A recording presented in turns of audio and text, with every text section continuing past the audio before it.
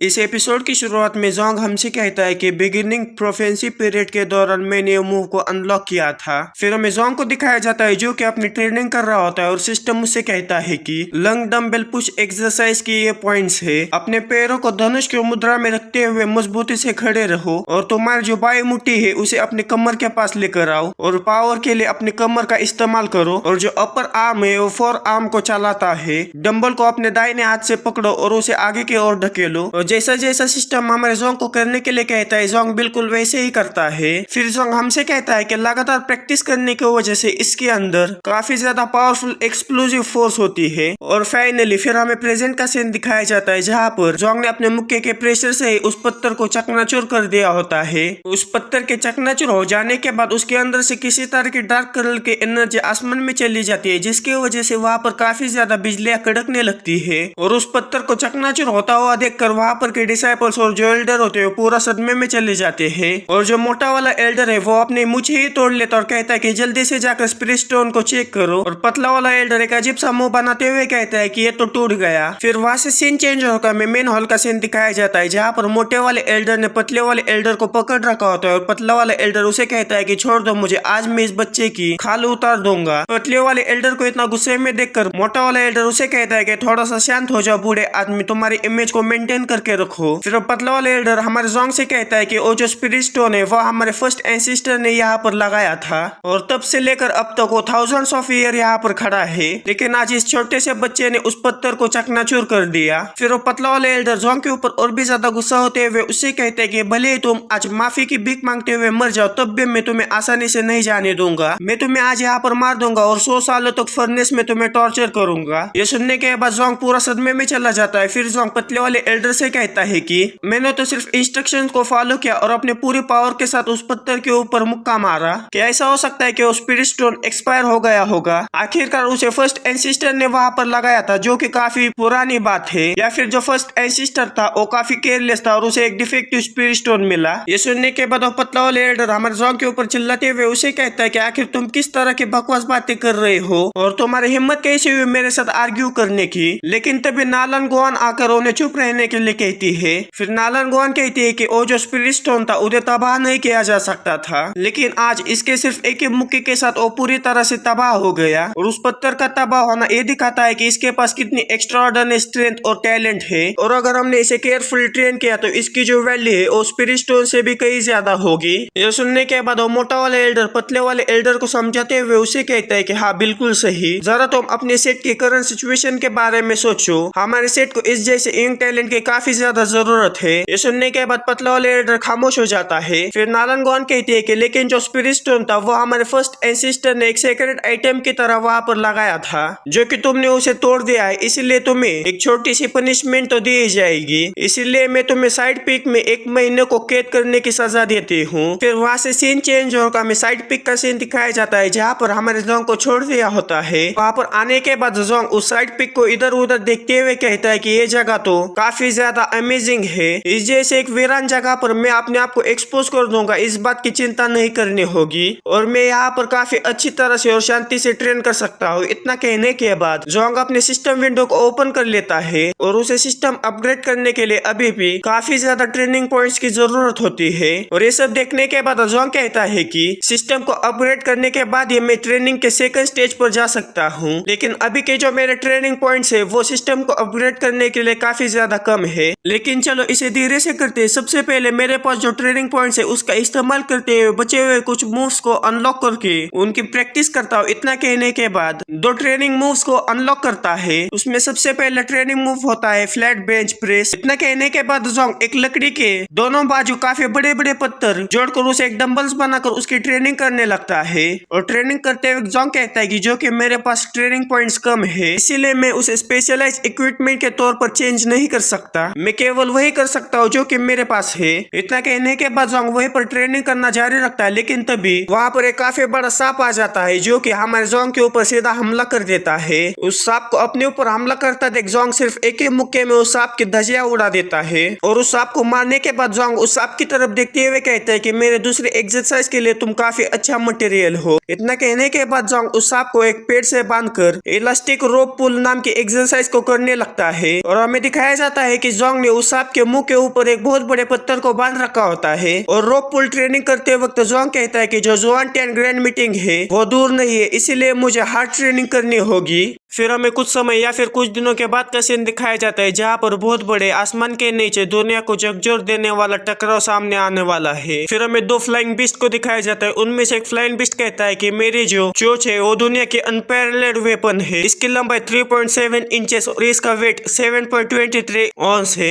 ये सुनने के बाद दूसरा फ्लाइंग बीस्ट उससे कहता है कि मेरी जो चोंच है वो किसी के भी बाल या फिर पंख को काट सकती है। उसकी लंबाई 3.3 इंचेस है और उसका वेट 6.4 ऑन्स है। ये सुनने के बाद नीला वाला पंछी पिंक वाले पंछी से कहता है कि तो फिर ठीक है, आज की लड़ाई में तुम ना मुझ पर दया दिखाओगे और ना ही मैं तुम पर दया दिखाऊंगा। ये सुनने के बाद पिंक वाला बीस्ट कहता है कि अच्छा फिर ठीक है। फिर ब्लू वाला बीस्ट कहते हैं कि चलो इसे शुरुआत करते हैं। लेकिन तभी हमारा जोंग आकर उन दोनों के गर्दन को पकड़ लेता है और हमें दिखाया जाता है कि वो दोनों बीस्ट दो अलग अलग कलर के मुर्गियां है और जोंग उन दोनों मुर्गियों को पकड़ने के बाद कहता है कि आज के दोपहर के खाने का इंतजाम हो गया। इतना कहने के बाद जोंग आग लगाकर उन मुर्गियों को पकाने लगता है और जोंग उन मुर्गियों को पकाते हुए कहता है कि फिजिकल एक्सरसाइज के अलावा आपको मसल डेवलप करने के लिए हाई क्वालिटी की प्रोटीन की भी जरूरत होती है। जोंग ये सब कह रहा होता है तभी आसमान में काले बादल एक जगह पर इकट्ठा होने लगते हैं। उन काले बादलों को देखने के बाद जोंग कहता है कि ये मौसम अचानक से कैसे बदल गया और हमें दिखाया जाता है कि उन काले बादलों के अंदर से काफी ज्यादा थंडर बाहर निकलने लगती है जिसकी वजह से जो जमीन है वो भी शेक करने लगती है। और आखिर बाहर क्या हो रहा है ये सब देखने के लिए पतला वाला एल्डर, मोटा वाला एल्डर और गुआन बाहर आते हैं। बाहर आने के बाद वो पतला वाला एल्डर उस थंडर को देखने के बाद कहता है कि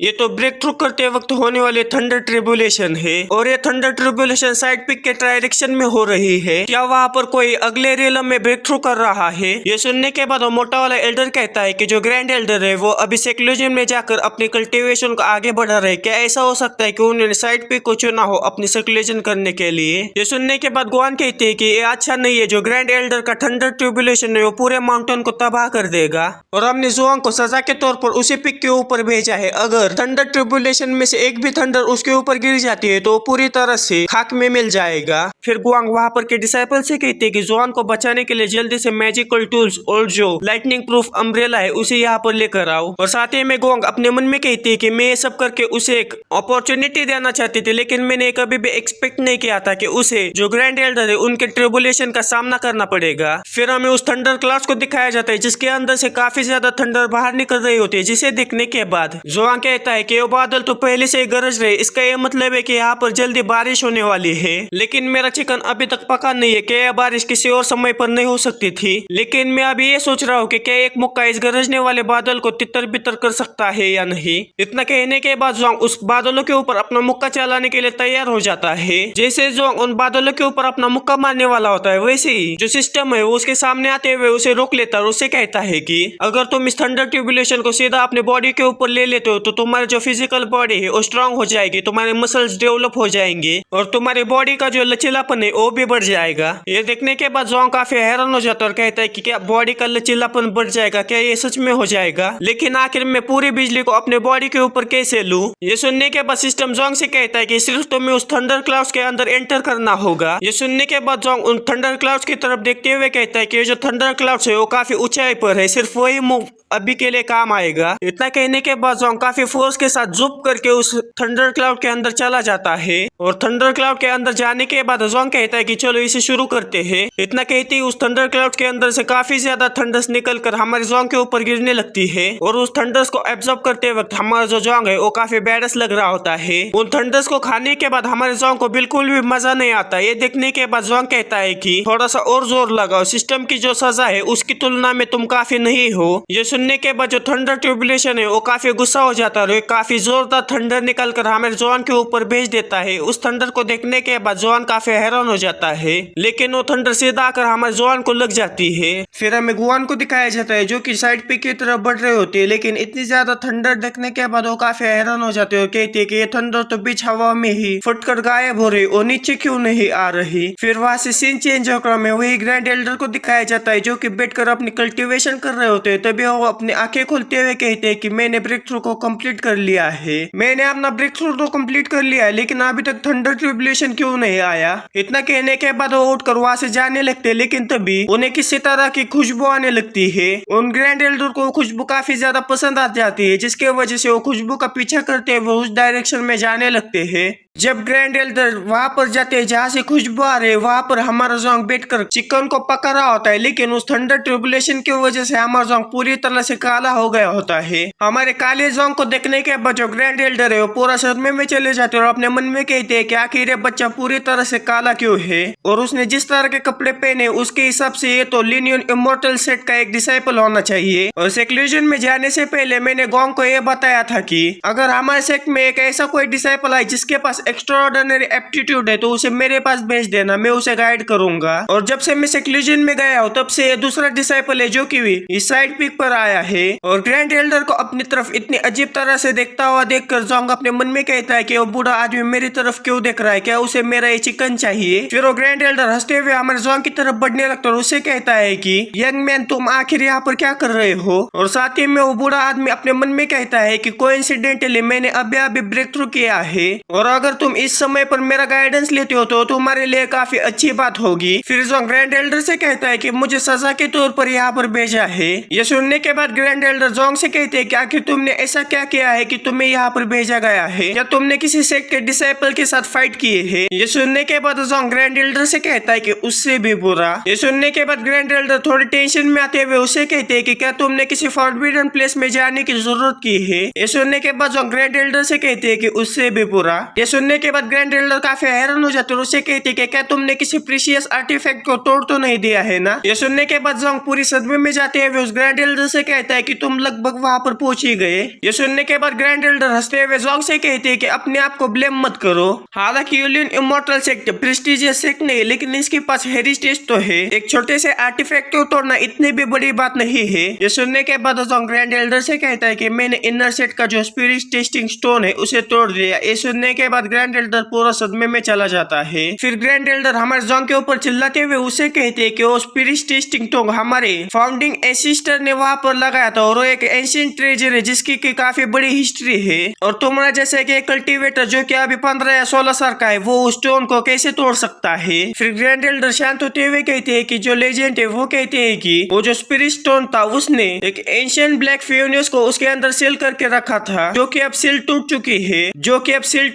तो क्या फ्यूचर में यूलियन इमोर्टल सेट के ऊपर काफी बड़ा डिजास्टर आएगा। और हमें जोंग को दिखाया जाता है जो कि उनकी ये सारी बातें सुनने के बाद पूरा सदमे में जा चुका होता है। लेकिन तभी एंसेस्टर हमारे जोंग की तरफ देखने के बाद काफी हैरान हो जाते हैं और हमारे जोंग के चारों ओर घूमते हुए उसे देखने लगते हैं। फिर ग्रैंड एल्डर हमारे जोंग से कहते हैं कि मैंने अभी तक तुम्हारे अंदर से किसी भी तरह की स्पिरिचुअल एनर्जी को सेंस नहीं किया है। क्या ये सब इसलिए क्योंकि तुम्हारे और मेरे रिलम में काफी बड़ा डिफरेंस है, या फिर तुमने अपनी स्पिरिचुअल एनर्जी के ऑरा को छुपाने के लिए किसी तरह के ट्रेजर का इस्तेमाल किया होगा। ये सुनने के बाद जोंग तो काफी डर जाता है, लेकिन एक 15 या 16 साल के कल्टीवेटर को स्पिरिट स्टोन को तोड़ना इतना भी आसान नहीं है। और अभी तक इस तरह की बातें किसी ने भी नहीं की, यहाँ तक कि डिवाइन लैंड या फिर अपर रिलम में भी नहीं। लेकिन आखिर कितने लोग ऐसे हो सकते हैं कि जो उसे तोड़ सकते हैं। फिर ग्रैंड एल्डर काफी सीरियसली हमारे जोंग से कहते हैं कि क्या तुम श्योरली ये कह रहे हो कि तुमने स्पिरिट टेस्टिंग स्टोन को तोड़ा है, तुम मुझसे झूठ तो नहीं कह रहे हैं ना। ये सुनने के बाद जोंग उन्हें कोई भी जवाब नहीं देता। फिर ग्रैंड एल्डर अपनी छाती को जोंग को दिखाते हुए उसे कहते हैं कि आओ राजा आओ, तोड़ दो अपनी मर्यादा और मेरी पवित्रता को,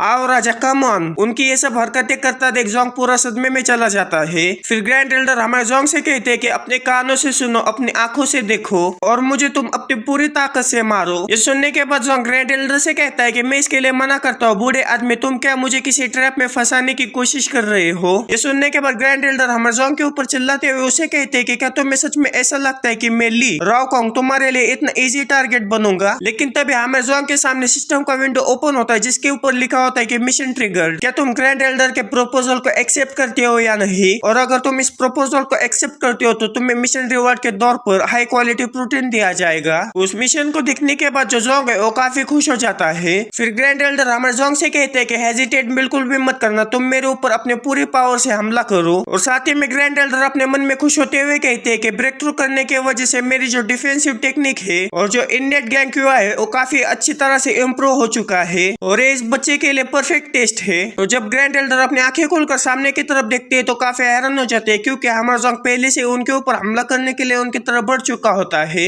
ये देखने के बाद ग्रैंड एल्डर हमारे जोंग के ऊपर चिल्लाते हुए उसे कहते हैं कि मैंने तुम्हें इसे शुरू करने के लिए नहीं कहा, लेकिन तब तक काफी देर हो चुकी होती है और हमारे जोंग ने उनके ऊपर हमला कर भी दिया होता है। लेकिन ग्रैंड एल्डर समय न गवाते हुए अपने सामने उनके डिफेंसिव टेक्निक को एक्टिवेट कर लेते हैं, जिसके वजह से जोंग का मुक्का सीधा उनके शील्ड के ऊपर लगता है। लेकिन जोंग के मुक्के में इतना ज्यादा प्रेशर होता है कि ग्रैंड एल्डर के पीछे की जो जगह है वो पूरी तरह से शटर हो जाती है। हमारी जोंग की इतनी ज्यादा पावर देखने के बाद जो ग्रैंड एल्डर है वो काफी हैरान हो गए होते और अपने मन में कहते हैं कि सिर्फ एक ही पंच के साथ वो इतनी इमेंस पावर को अनलिश कर सकता है। ये लड़का किसी भी प्रेस्टिजियस क्लैन का जो सन होता है उससे बिल्कुल भी कम नहीं है। यह हमारे एलियन इमोर्टल सेट के लिए काफी अच्छी बात है कि हमारे पास इतना टैलेंटेड डिसाइपल आया है। लेकिन जैसे ग्रैंड एल्डर की नजर अपने शील्ड के ऊपर पड़ती है वैसे वो काफी हैरान हो जाते हैं क्योंकि जोंग के मुक्के की वजह से जो ग्रैंड एल्डर की शील्ड होती है उसमें भी दरारें पड़ गई होती है। ये देखने के बाद ग्रैंड एल्डर अपने मन में कहते हैं कि उसने मेरी जो इननेट गन क्यू है जो कि अभी कंप्लीशन स्टेज पर ब्रेक थ्रू करके पहुंच चुकी है उसे भी तोड़ दिया। फिर ग्रैंड एल्डर कहते हैं कि इतना भी बुरा नहीं है, इस लड़के ने मुझे काफी ज्यादा सरप्राइज किया है। इतना कहने के बाद ग्रैंड एल्डर बड़ी अजीब तरह से हंसते हुए हमारे जोंग से कहते हैं कि चलो एक फ्रेंडली स्पार करते हैं और मुझे तुम्हारे स्ट्रेंथ को एक्सप्लोर करने का एक मौका दो। उन ग्रैंड एल्डर को देखने के बाद जोंग अपने मन में कहता है कि मैंने अपने पूरे पावर के साथ उसके ऊपर हमला कर दिया था, लेकिन उसने अपनी शील्ड को बीच में लाते हुए उस हमले को रोक तो लिया, लेकिन मेरे इतने पावरफुल पंच के साथ सिर्फ उसके शील्ड पर एक छोटा सा गड्ढा ही हुआ। आखिर ये बूढ़ा आदमी कितना पावरफुल है और इस बूढ़े आदमी का ऑरा उस लाल बालों वाले आदमी जैसा है। फिर ग्रैंड एल्डर हमारे जोंग से कहते हैं कि बच्चे अपने आप को डिफेंड करने के लिए तैयार रहो। इतना कहने के बाद ग्रैंड एल्डर अपनी पाम के जैसा कोई अटैक हमारे जोंग के ऊपर कर देता है। उस हमले को अपनी तरफ आता देख जोंग भी उस हमले को रोकने के लिए तैयार हो जाता है, लेकिन उस हमले के अंदर से जो प्रेशर निकल रहा होता है उस प्रेशर को हमारा जोंग भी महसूस कर लेता है और अपने मन में कहता है कि इसका प्रेशर कितना ज्यादा स्ट्रॉन्ग है। लेकिन तभी वहाँ पर गोवांग आकर ग्रैंड एल्डर को वहीं पर रोक देती है। फिर गोवान ग्रैंड एल्डर को ग्रीट करते हुए उन्हें सक्सेसफुली ब्रेक थ्रू करने के लिए बधाइयां देती है। फिर गोवान ग्रैंड एल्डर से कहते हैं कि लेकिन अभी आप क्या कर रहे थे? आपके पोस्चर को देखने के बाद मुझे ऐसा लगता है कि आप डिसाइपल के साथ फ्रेंडली स्पार्क करने के बारे में नहीं सोच रहे थे। ये सुनने के बाद ग्रैंड एल्डर तो पूरा सदमे में चला जाता है। फिर वो हंसते हुए हमारे गोवान से कहता है कि मेरे जैसे स्टेटस वाले आदमी को एक डिसाइपल के अगेंस्ट एक्शन लेने की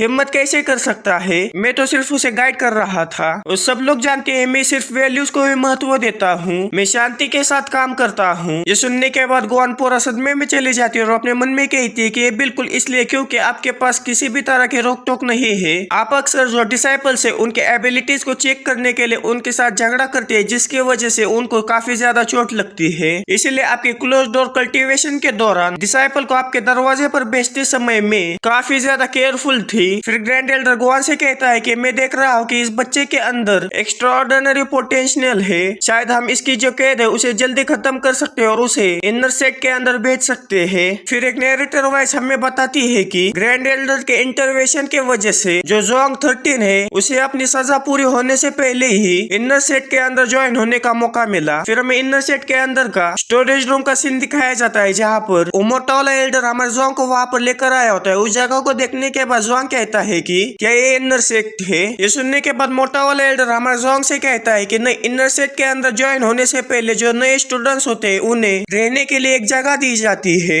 लेकिन इस बार हमने जितना सोचा था उससे ज्यादा स्टूडेंट इनर सेट के अंदर ज्वाइन हुए हैं और साथ ही में तुम इनर सेट में ज्वाइन होने के लिए 1 महीना लेट हो, जिसके वजह से जो इनर सेट के अंदर डिसाइपल्स को रहने वाली जगह है वो पहले से ही फुल हो चुकी है। इसीलिए हमने तुम्हें टेम्पररी रहने के लिए स्टोरेज रूम का इंतजाम किया है। इतना कहने के बाद मोटा वाला एल्डर वहां से जाने लगता है और जाते हुए जोंग से कहता है कि कल तुम स्पिरिट हॉल में जाकर अपनी आइडेंटिटी टोकन को लेना मत भूलना। उस मोटे वाले एल्डर के जाने के बाद जोंग इधर उधर देखते हुए कहता है कि इस रिमोट लोकेशन में इन पहाड़ों का व्यू और झील के सामने क्या ये छिपने के लिए काफी अच्छी जगह नहीं है? यहाँ की जो ताजी हवा है वो मुझे उस डिजर्टेड आइलैंड की याद दिलाती है। ये मुझे नेचर की ओर लौटने के लिए प्रेरित करता है। इतना कहने के बाद जोंग अपने पूरे कपड़ों को उतार लेता है। कपड़े उतारने के बाद जोंग 2 कदम पीछे हटते हुए कहता है कि प्रॉपर रिलैक्सेशन ये भी एक इंजेशनल पार्ट है मसल कल्टीवेशन का। इतना कहने के बाद जोंग काफी ऊंची छलांग लगाते हुए झील के अंदर कूद जाता है और वहाँ पर तैरने लगता है। हमारा जोंग इतना तेजी से तैरता है कि जो फाइंडिंग फाइंडिंग नीमो है वो भी उसे फाइंड नहीं कर पाता। लेकिन तभी हमारे जोंग की नजर सामने की ओर किसी परछाई के ऊपर पड़ती है, जिसे देखने के बाद जोंग काफी हैरान हो जाता है और अपने मन में कहता है कि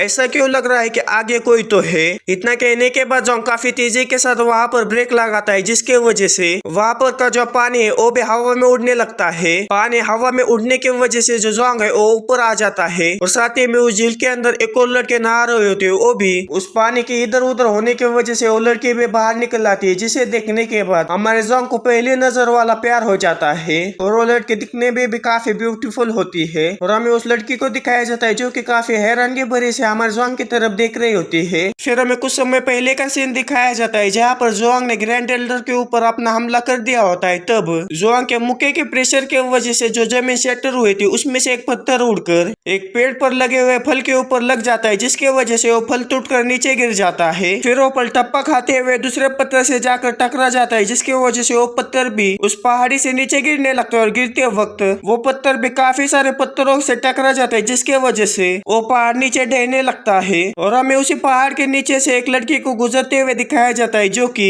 यूलिन इमोर्टल सेक्ट ने नई इंस्ट्रक्टर को अपॉइंट किया होता है, जिसका के नाम लैंग किंग जोआन होता है। फिर लैंग कहते हैं कि जॉब पर मेरा पहला दिन है और मैं चारों ओर देखने के लिए मेरे फ्लाइंग टेक्निक का इस्तेमाल करने वाली थी, लेकिन मैंने खुद को इस जगह से फैमिलियर करने के लिए पैदल चलने का फैसला किया। लेकिन ये जगह तो काफी दूर है, लेकिन इसका जो एनवायरनमेंट है वो काफी ब्यूटीफुल है। और इसी तरह से लैंग वहाँ पर के नेचर की और वहाँ पर की जमीन की तारीफें कर रहे होते हैं। लेकिन तभी सामने की ओर से काफी ज्यादा पत्थर उसकी तरफ बढ़ रहे होते हैं, जिसे देखने के बाद लैंग काफी हैरान हो जाती है। लेकिन लैंग उसके आगे कुछ कर ही पाती, तभी वो सारे पत्थर उसके ऊपर आकर गिर जाते हैं। फिर हमें लैंग को दिखाया जाता है जो कि उन पत्थरों से बाहर निकलती है और अपने आप को देखकर काफी हैरान हो जाती है, क्योंकि उन पत्थरों की वजह से वो काफी गंदी हो गई होती है। और लैंग गुस्सा करते हुए कहते हैं कि आखिर इतने शायद जंगल में इतने सारे पत्थर क्यों गिर रहे हैं। लेकिन तभी लैंग की नजर एक जेल के ऊपर पड़ती है, जिसे देखने के बाद लैंग काफी खुश हो जाती है और दौड़ते हुए उसकी तरफ जाते हुए कहती है कि फाइनली मुझे अपने आप को धोने के लिए एक जगह मिली गई। फिर हमें कुछ समय बाद का सीन दिखाया जाता है जहाँ पर लैंग उस जेल में तैर रहे होते हैं, लेकिन तभी उसके पीछे से कोई काफी तेजी के साथ उसकी तरफ बढ़ रहा होता है। ये महसूस करने के बाद लैंग पीछे मुड़ते हुए कहते हैं कि आखिर यहाँ पर क्या हो रहा है, क्या ये एक जायंट वाटर मॉन्स्टर हो सकता है।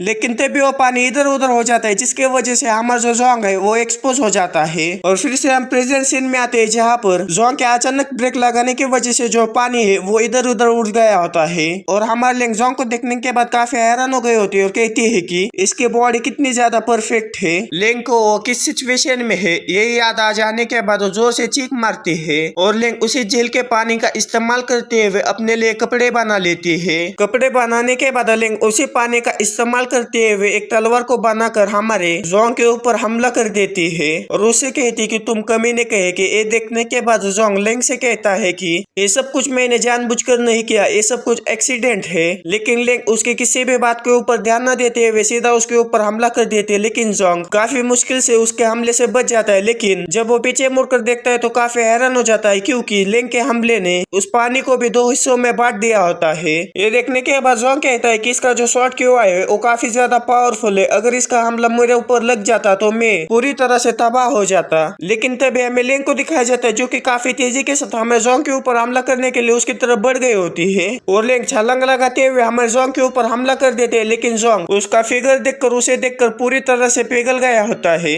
और जोंग अपने मन ही मन में कहता है कि वैसे तो मैं सख्त लौंडा हूँ, लेकिन यहाँ पर यार मैं पिघल गया। वो ये सब सोच रहा होता है, तभी लैंग उसके ऊपर हमला कर देती है और जोंग काफी मुश्किल से उसके हमले से बच जाता है। और लैंग को बिना उसकी बातें सुने हुए लगातार उसके ऊपर हमला करता देख जोंग काफी गुस्सा हो जाता है और लैंग के ऊपर चिल्लाते हुए उससे कहता है कि मैंने तुम्हें पहले कहा है वो सब एक्सीडेंट था, मैंने उसे जानबूझकर नहीं किया, लेकिन अगर तुम इसी तरह से मेरे ऊपर हमला करती रहोगी तो तुम अपने आप को और भी ज्यादा एक्सपोज करती रहोगी। ये सुनने के बाद मैं काफी ज्यादा गुस्सा हो जाती है और जोंग के ऊपर चिल्लाते हुए उसे कहते कि तुम अभी भी बात कर रहे हो, मैं तुम्हें जान से मार दूंगी। इतना कहने के बाद लैंग फिर से जोंग के ऊपर हमला कर देती है, लेकिन जोंग नीचे झुकते हुए उसके हमले से बच तो जाता है। लेकिन लैंग के हमले के वजह से जो जोंग के आगे के बाल होते हैं वो थोड़े से कट जाते हैं। ये देखने के बाद जोंग काफी हैरान हो जाता है और कहता है कि उसने लगभग मेरा सिर काट ही दिया था। अभी की जो सिचुएशन है उस सिचुएशन में मैं उसे कुछ भी समझा नहीं सकता, बेहतर होगा कि मैं यहाँ से भाग जाऊँ। इतना कहने के बाद जोंग काफी तेजी के साथ वहाँ से तैर कर जाने लगता है। वो इतना तेजी से वहाँ से तैर कर चला जाता है कि लैंग को भी उसका पता नहीं चलता। ये देखने के बाद लैंग काफी हैरान हो जाती है और कहती है कि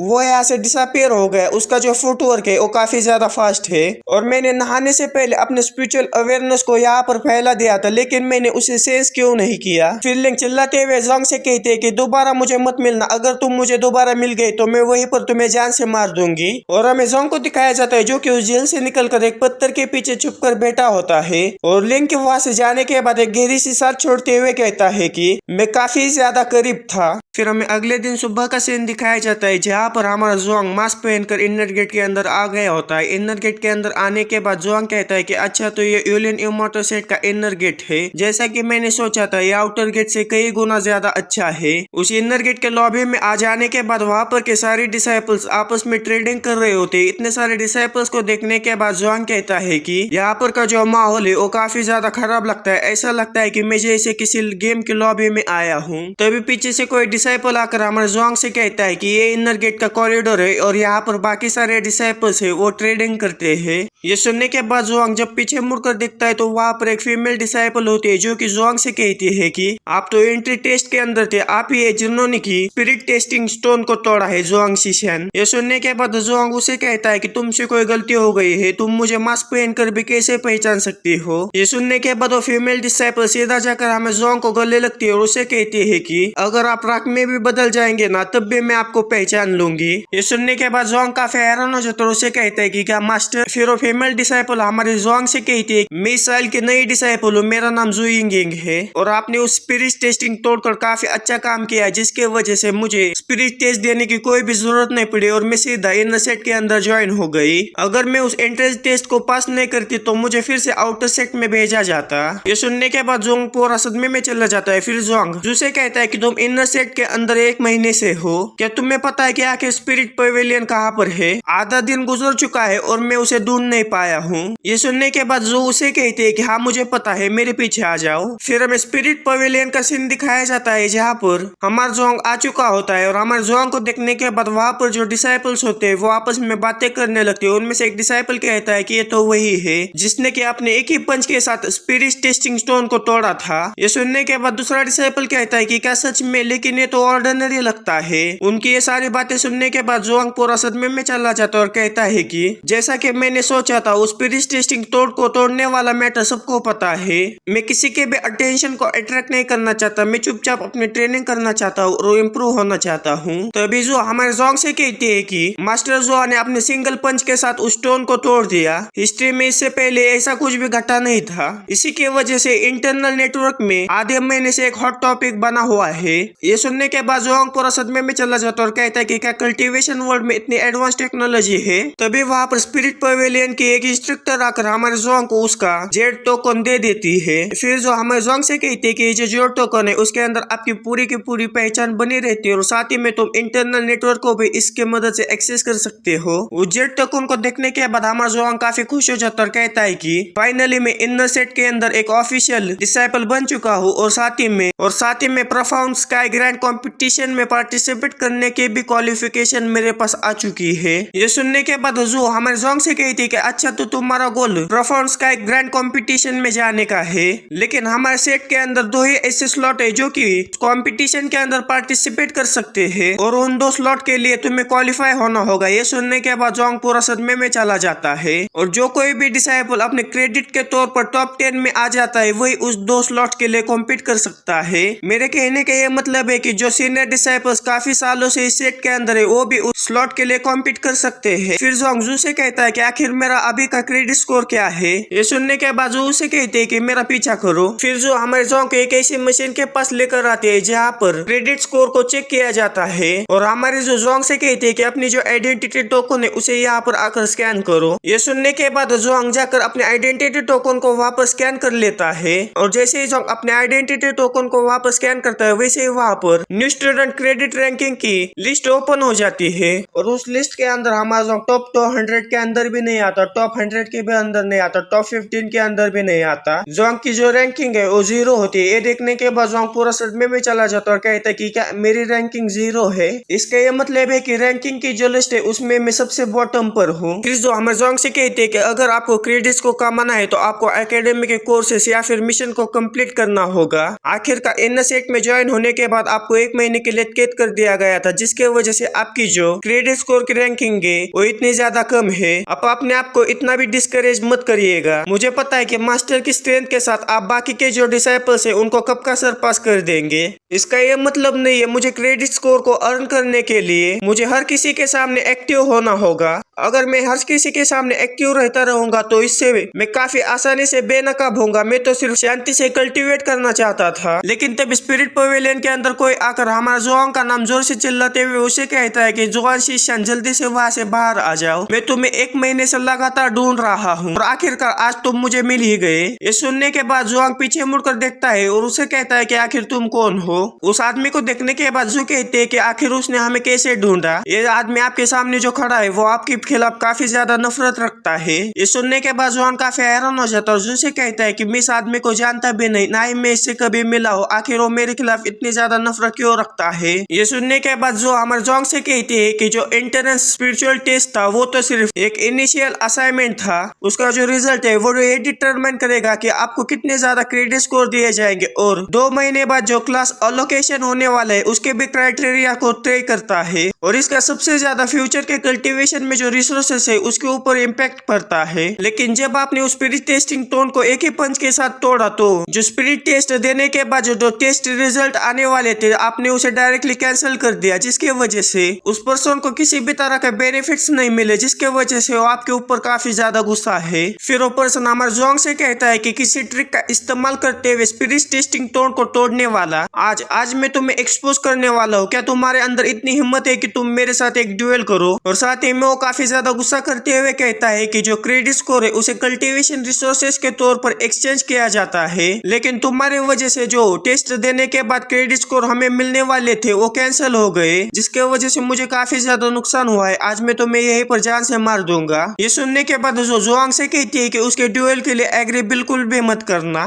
क्या आपको स्टूडेंट क्रेडिट रैंकिंग की लिस्ट के बारे में ठीक से याद है? सिर्फ 3 ही लोग हैं जो कि दूसरों की रैंकिंग से काफी ज्यादा आगे है और वो जो 3 डिसाइपल्स है जो कि बाकी के डिसाइपल्स से आगे है, उन 3 डिसाइपल्स में से ए भी एक है। इसकी जो कल्टीवेशन है वो पहले से फाउंडेशन एस्टेब्लिशमेंट स्टेज पर पहुंच चुकी है और ये न्यू स्टूडेंट लिस्ट में 3rd रैंकिंग पर आता है। फिर वो पर्सन हमारे जोंग के ऊपर चिल्लाते हुए उसे कहता है कि अगर तुम्हारे अंदर थोड़ी सी भी हिम्मत है तो मेरे चैलेंज को एक्सेप्ट करो। फिर जो जोंग से कहती है कि उसके चैलेंज को एक्सेप्ट मत करना, जब तक कि दूसरा पर्सन उसके चैलेंज को एक्सेप्ट नहीं करता तब तक ड्यूएल चालू नहीं होती। और साथ ही में स्पिरिट पवेलियन के एल्डर लिंगजी के सामने वो तुम्हें कभी भी हार्म नहीं करेगा। ये सुनने के बाद जोंग सीधा उसके मुंह पर उसके चैलेंज को रिफ्यूज कर देता है और साथ ही में जोंग वहां से मुड़ते हुए उसे कहता है कि मैं अभी क्रेडिट स्कोर को जमा करने में काफी ज्यादा बिजी हूँ, मैं तुम्हारे साथ इस तरह के घटिया गेम्स को नहीं खेल सकता। ये सुनने के बाद वो पर्सन अपने दांत पीसने लगता है। उसे कहता है कि क्या एक खेल, तुम्हें सच में ऐसा लगता है कि ये सब एक खेल है? मैं नए डिसाइपल्स के अंदर 3rd रैंक पर आता हूँ और अगर तुम ऐसा ही चाहते हो तो चलो हम इस ड्यूएल के ऊपर 500 क्रेडिट पॉइंट की बेट लगाते हैं। क्या तुम में अब भी हिम्मत है? क्रेडिट का नाम सुनते हैं हमारे जोंग के कान खड़े हो जाते हैं और वो मुस्कुराते हुए कहता है कि अभी तुमने कितनी क्रेडिट स्कोर की बात की। लेकिन तभी हमारे जोंग के सामने सिस्टम का विंडो अपीयर हो जाता है और उसे कहता है कि अगर तुमने इस मेटाफोर को चैलेंज को एक्सेप्ट किया तो तुम्हें मिशन रिवॉर्ड के रूप में स्पेशलाइज्ड इक्विपमेंट वेट प्लेट्स मिलेंगी। उस रिवॉर्ड को देखने के बाद जोंग पूरा सदमे में चला जाता है और कहता है कि इस मिशन का जो रिवॉर्ड है वो 300 ट्रेनिंग पॉइंट्स के बराबर है। फिर जोंग के मुंह में काफी ज्यादा लालच आ जाता है और कहता है कि मुझे आज क्रेडिट स्कोर भी मिलेगा और साथ ही मेरे रिवॉर्ड भी डबल फायदा हो जाएगा। लेकिन वो हाथ जोड़ते हुए कहता है कि मैं इसे नहीं कर सकता। मैं जितना ज्यादा अटेंशन को अपनी तरफ अट्रैक्ट करूंगा उतना ही ज्यादा मैं अपने आप को एक्सपोज करूंगा। इससे अच्छा तो मैं एक सन्यासी बन जाऊं, लेकिन क्या करूं, मुझे इसे सहना तो होगा। फिर हमें कुछ समय बाद जोंग को दिखाया जाता है जो कि पूरा सदमे में चला गया होता है क्योंकि उस मेटाफोर ने जोंग को ड्यूएल करने के लिए एक अरेना में लेकर आ गया होता है। उस अरेना को देखने के बाद जोंग कहता है कि आखिरकार मैं अपने लालच को रोक नहीं पाया। और पीछे से जो हमारे जोंग को चीयर करते हुए उसे कहते हैं कि मास्टर जो आपके सामने कोई टिक सकता है क्या? मुझे आप पर भरोसा है, आप उस आदमी को काफी आसानी से हरा सकते हैं। फिर जोंग उस मेटाफोर को देखने के बाद अपने मन में कहता है कि इस आदमी के साथ डील करने के लिए मुझे सिंपल और स्लो मूवमेंट करने की जरूरत है। सिर्फ मुझे अपने दिमाग में एक बात को फिट करना होगा कि मुझे और ज्यादा अटेंशन को अपनी तरफ अट्रैक्ट नहीं करना है और फाइट करते समय जल्दबाजी नहीं करनी है। और हमें मेटाफोर को दिखाया जाता है जो कि मुस्कुराते हुए कहता है कि फाइनली वो दिन आ ही गया। फिर वो चिल्लाते हुए हमारे जोंग से कहता है कि ड्यूएल को एक्सेप्ट करना यानी कि लाइफ एंड डेथ के चैलेंज को एक्सेप्ट करने जैसा है। अगर आज मैं यहाँ पर तुम्हें जान से भी मार दूंगा तब भी मुझे कोई फर्क नहीं पड़ेगा। इतना कहने के बाद वो अपने एक भाले जैसे वेपन को बाहर निकलता है, जिसे देखने के बाद जो काफी हैरान हो जाती है और कहती है कि तो लोअर ग्रेड का स्पिरिचुअल वेपन है। इस जैसे रिमोट प्लेस में और एक नए डिसाइपल के पास इस जैसा वेपन कैसे हो सकता है? मास्टर अब आपको केयरफुली से उसके साथ लड़ना होगा। फिर हमें उस मेटाफोर को दिखाया जाता है जो कि काफी तेजी के साथ हमारे जोंग के ऊपर हमला करने के लिए उसकी तरफ बढ़ गया होता है। और हमें हमारे जोंग को दिखाया जाता है जैसे ही उसकी नजर उस भाले के ऊपर पड़ते है वैसे पता नहीं उसे वो क्या हो जाता है कि वो उस भाले को उसके हाथ से छीन लेता है और उसे एक्सरसाइज करने लगता है। और उसे इस तरह से एक्सरसाइज करता हुआ देखकर वहां पर के जो डिसाइपल्स है वो पूरा सदमे में चले जाते हैं। और हमें जोंग को दिखाया जाता है जो कि एक्सरसाइज करने के बाद उस स्पिरिचुअल वेपन को पूरी तरह से बेंड कर देता है, जिसके वजह से वो मेटाफोर और जो है वो पूरा सदमे में चली जाती है। लेकिन जैसे ही जोआन को इस सिचुएशन का पता चलता है कि आखिर मैं क्या कर रहा हूँ, वैसे ही वो पूरा सदमे में चला जाता है और अपने सर को दबाते हुए कहता है कि आखिर मैं यहाँ पर क्या कर रहा था, मैं फिर से कुछ ज्यादा ही आगे चला गया। क्या मैंने ये नहीं कहा था कि मैं ज्यादा हरकतें नहीं करूंगा? लेकिन जैसे ही मैंने उस भाले को देखा वैसे ही मुझे लगा कि वो एक्सरसाइज करने का एक ऑब्जेक्ट है, जिसके वजह से मैंने एक्सरसाइज करना वहां पर शुरू कर दिया। और हमें उस मेटाफोर को दिखाया जाता है जो कि अपने वेपन को इस तरह से बेंड होता हुआ देखकर पूरा सदमे में चला जाता है और अपने घुटने पर बैठ जाता है और उस वेपन की तरफ देखते हुए रोने लगता है। रोते हुए कहता है कि मेरे फैमिली की विरासत, उसने उसे अपने हाथों से ही उसे बेंड कर दिया। फिर वो मेटाफोर हमारे जोंग के ऊपर काफी ज्यादा गुस्सा हो जाता है और चिल्लाते हुए उसे कहता है कि इस बार मैं तुम्हें सच में मार दूंगा। इतना कहने के बाद वो मेटाफोर काफी गुस्से में हमारे जोंग के ऊपर हमला कर देता है, लेकिन हमारा जोंग अजीब अजीब तरह के अपने एक्सरसाइज करते हुए उसके हर एक हमले से बच जाता है। उसे अपने हमले से इतनी आसानी से बचता देखो मेटाफोर काफी ज्यादा गुस्सा हो जाता है और कहता है कि बस बहुत हो गया। इतना कहने के बाद वो अपने हैंड सैंड बनाते हुए फायर जुत्सु का इस्तेमाल हमारे जोंग के ऊपर करने वाला होता है, लेकिन तभी जोंग काफी तेजी से उसके पीछे आकर उसके पिछवाड़े के ऊपर एक लात मार देता है, जिसकी वजह से वो मेटाफोर उड़ते हुए जाकर आगे वाले एक माउंटेन से टकरा जाता है और उसकी मौत वहीं पर हो जाती है। ये देखने के बाद अजू और वहां पर के सारे डिसाइपल्स पूरा सदमे में चले जाते हैं। फिर हमें शाम का वक्त दिखाया जाता है जहाँ पर जोंग ने उस अरेना में जो कुछ भी हुआ है वो ट्रेंडिंग पेज पर आ चुका होता है, जिसे देखने के बाद जोंग पूरा सदमे में चला जाता है और कहता है कि अरे यार ये फिर से क्या हो गया, फिर से मैं ट्रेंड पर चला गया। मैं सब कुछ नहीं करना चाहता था, मैं कुछ ज्यादा ही फ्लैशी बन गया था और मुझे और अधिक सावधानी से काम करना होगा। सबसे पहले मुझे अपनी स्टडीज को कंप्लीट कर क्रेडिट्स को प्रॉपरली कलेक्ट करना होगा। फिर हमें अगले दिन सुबह का सीन दिखाया जाता है जहाँ पर सारे डिसाइपल्स एक जगह पर इकट्ठा हो गए होते हैं, क्योंकि उनकी जो नई मेंटर है वो वहाँ पर आ गई होती है और उनके नए मेंटर और कोई नहीं लिंग होती है, जिसे देखने के बाद हमारा जोंग पूरा सदमे में चला जाता है और कहता है कि ये फिर से नहीं हो सकता। और बस इसी के साथ ये वीडियो यहीं पर खत्म हो जाता है। वीडियो कैसा लगा मुझे कमेंट में जरूर बताना। मिलते अगले किसी वीडियो में। Okay bye.